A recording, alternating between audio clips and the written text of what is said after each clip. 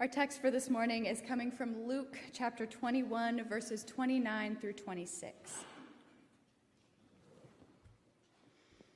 Then he told them a parable.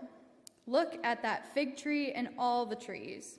As soon as they sprout leaves, you can see for yourselves and know that summer is already near. So also, when you see these things take place, you know that the kingdom of God is near. Truly, I tell you, this generation will not pass away until all things have taken place. Heaven and earth will pass away, but my words will not pass away. Be on guard so that your hearts are not weighed down with dissipation and drunkenness and the worries of this life, and that day does not catch you unexpectedly like a trap. For it will come upon all who live on the face of the whole earth. Be alert at all times, praying that you have the strength to escape all these things that will take place and to stand before the Son of Man. Here ends the lesson. May God transform understanding into action. Amen.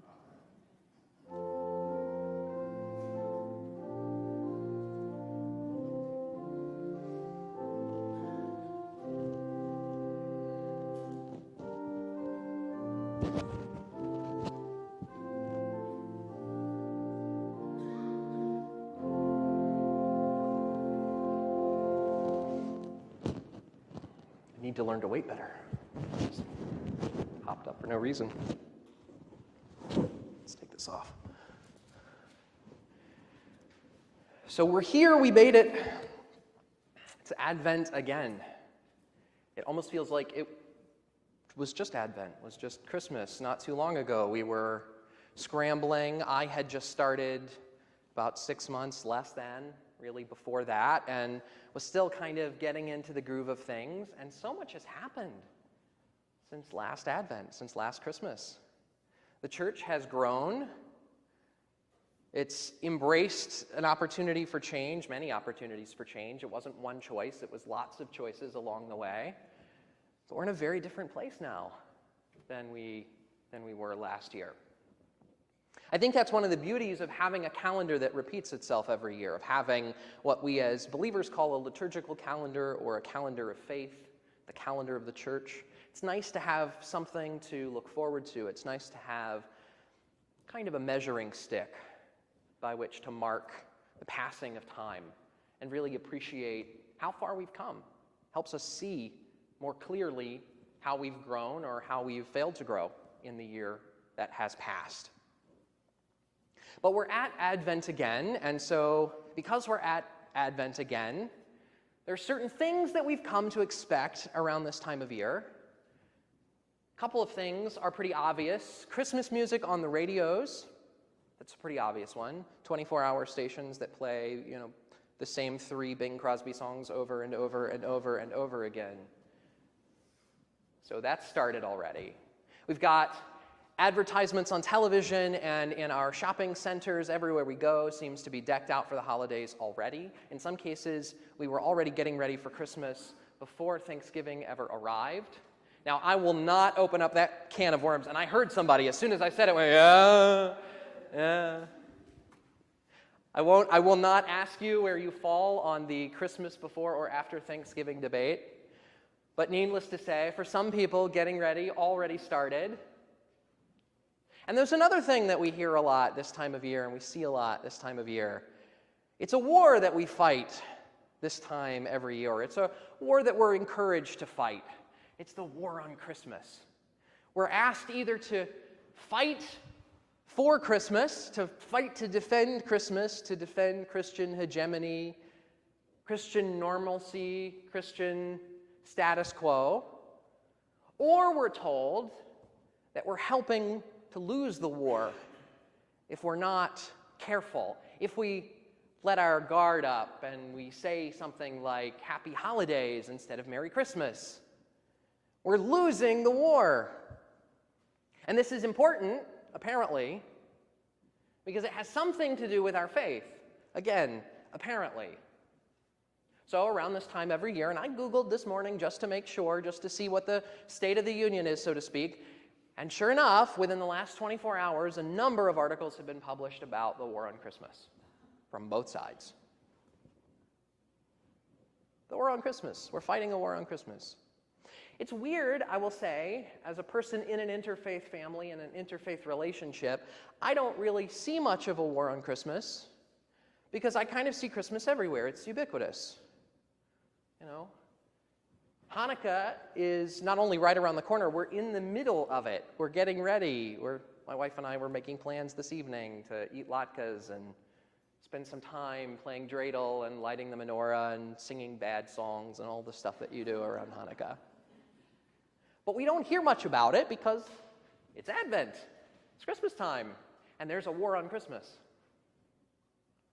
It's very interesting that we're still sort of at the top of the food chain, so to speak, but we don't like to think of ourselves that way, at least in terms of Christians in wider society. So, we feeling perhaps beleaguered, perhaps afraid, we seek to defend and protect and enshrine Christianity in some way so that it can be preserved, so that we don't lose it, because it's important to us. It's part of our identity. Our identity is important to us. It's interesting how we're not talking about ideas. We can talk about theology. Did Jesus really, die and resurrect in 3 days? Was Jesus really born of a virgin? We can have those theological conversations. But when we're talking about the war on Christmas, I'm specifically talking about this meme in popular culture that people just want to cover Christmas up and pretend like it doesn't exist. It's not a theological debate. It's not really got anything to do with, the kingship of Jesus or any of that. It's not about any of those things. It just seems to be very much about this holiday, celebrating this holiday, calling out that we're celebrating this holiday. I saw a big display as I was driving by here outside of a business front. Merry Christmas. So big, like the biggest display. It seems deliberate, a little pushy, especially when the Christ on Christmas is so big. It's like, all right, who are you trying to communicate to? Being a little passive-aggressive about it. And so much of our Christianity around the holidays can feel like that. And if we aren't the kind of people who, are given to fits of martyrdom, to feeling like we're persecuted, you may, as I often do, get really frustrated with what we hear around this time of year, which is, oh, those stupid Christians are complaining about Starbucks cups again. Which is true, it happens. People complain about things that don't really matter, like Starbucks cups. But it can be frustrating as a believer to think, I'm a person of faith, but I'm not a moron. I understand that Jesus isn't in the Starbucks cup. I get that.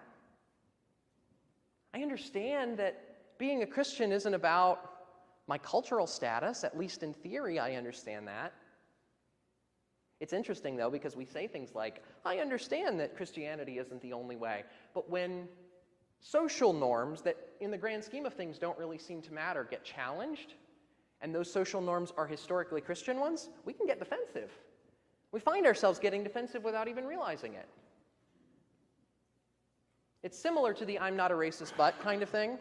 I'm not saying that there's anything wrong with other holidays, but really, we all know what kind of nation this is. It's that mentality. Like it somehow matters to God that we say Christmas instead of holidays. Like it somehow matters to God that we spend a lot and max out our credit cards this time of year. Because it's what St. Ronald Reagan would have done.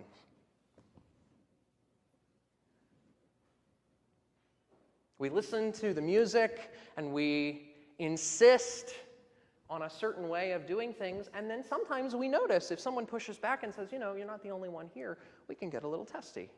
It's interesting. What I love about Advent is that, and similar to Lent, actually, I love these seasons building up to big moments in the life of the church, because I think they repeat a lot of the same themes that you and I benefit from, me in particular. For example, I need to learn to let go. I need to learn to let go, not of the war on Christmas. I need to learn to let go of being upset by the war on Christmas.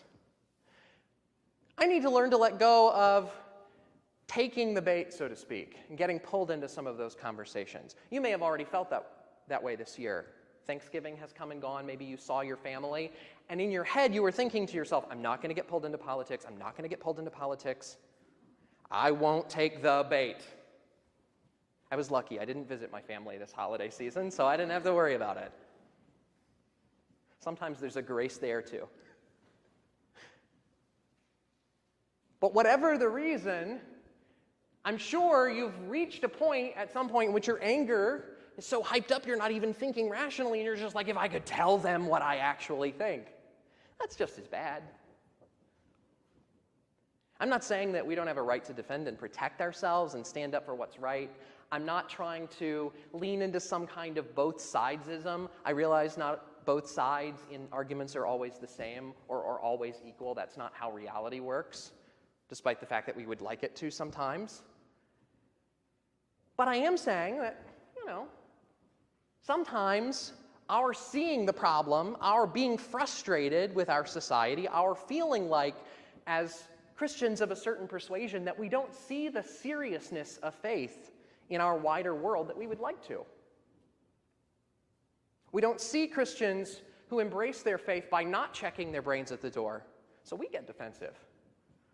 Well, that can be toxic too. If you find yourself in the position to constantly remind people that not all Christians are like that, that takes a lot out of you. If you find yourself in a position of defensiveness, regardless of what side you're on, it takes a lot out of you. I'm not saying this because of theology. I'm just saying that, emotionally, that's a lot. To constantly feel like it's your job to fight a war. Maybe it's a war that you started, maybe not. But that's always your calling. Jesus says, get ready. But Jesus doesn't tell his followers exactly what he's getting ready for or what he's getting them ready for. He alludes constantly to the fact that things are coming, and he alludes constantly to the fact that they need to be prepared. Pastor Alyssa gave a sermon a couple weeks ago about staying woke, being alert, being aware. Jesus is going to repeat a lot of this through Advent. A lot of the scriptures we read have to do with that alertness. But the alertness isn't because you carry the weight of the world on your shoulders and God expects you to throw yourself into the fray and everything lives or dies on you. That's not what it means to be alert. It simply means to be aware, to pay attention. And sometimes paying attention means realizing, I've gotten a little too invested in this fight that I'm fighting, regardless of what side I'm on. And so we begin Advent, like Lent, actually, by acknowledging that sometimes as human beings we need a little bit of a clean slate, a little bit of a palate cleanser. Advent works a little bit like a tongue scraper. It's kind of a gross image, I know, but somebody's going to put that on Facebook later. You will not believe what he said. Advent is like a tongue scraper. I think we need to find a new pastor. But it is. Because as you practice, and with, like oral hygiene, presumably you take care of your mouth every day. Likewise with Advent, we're starting over. We're wiping the slate clean.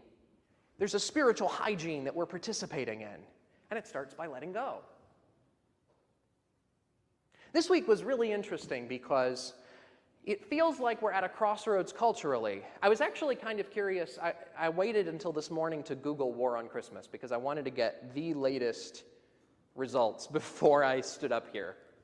Because what I noticed is that it seems like with so much political upheaval, we've kind of reached a crossroads where we're willing to acknowledge that the older ways of doing things and the old institutions that used to serve us so well are maybe not serving us as well as they used to.